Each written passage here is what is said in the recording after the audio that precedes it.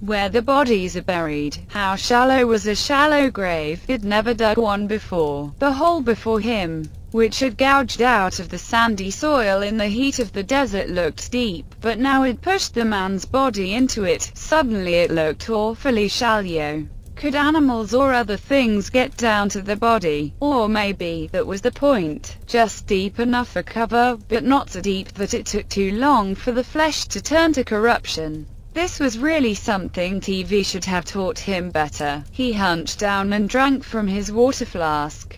Dragging the body the 100 feet from the car had been exhausting enough, so he wasn't about to drag it back. Something squawked overhead. It looked real, not a drone, maybe a bird. Nothing man-made that would record what he was doing. Then an idea hit. There were bound to be other bodies buried out here. Maybe he should find another grave and dig down a little. Maybe he could find the body of a whacked guy and see how the professionals did it. A little river of sweat ran down his back, reminding him that it was a stupid idea.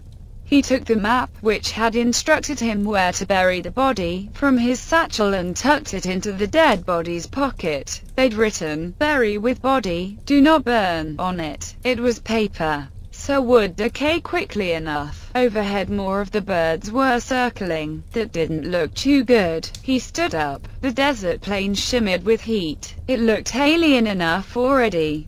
But through the lens of hot air, the rock formations and scrubs seemed even more curious and distant. This wasn't a place for him. "Sorry, buddy," he said to the body and shoveled the first pan of dirt over it. It took 40 minutes and plenty of foot stamping, but finally the grave was filled.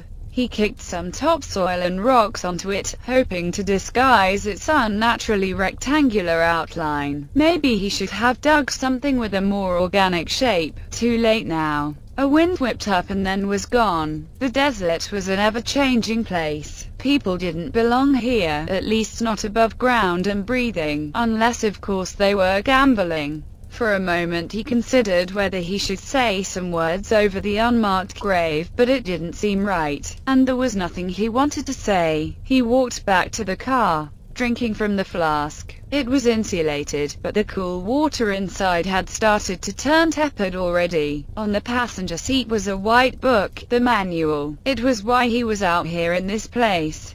He picked it up and opened it to page 1. Item 1. The body of your predecessor must be disposed of in a location such that the family and friends of the deceased will not detect it or have reason to detect it. See detachable map for disposal suggestions for your location. There was a box next to the item line. He ticked it and threw the book back onto the seat. It landed title up, Protocols for Seamless Human Interaction. It read in pompous type. Below it, sarcastically, was scribbled, "How to be a good clone." The handwriting belonged to the man in the ditch. The handwriting belonged to him now. He turned the book over and drove off, back to civilization. Back to the people who knew him, ready to continue the life of the buried man.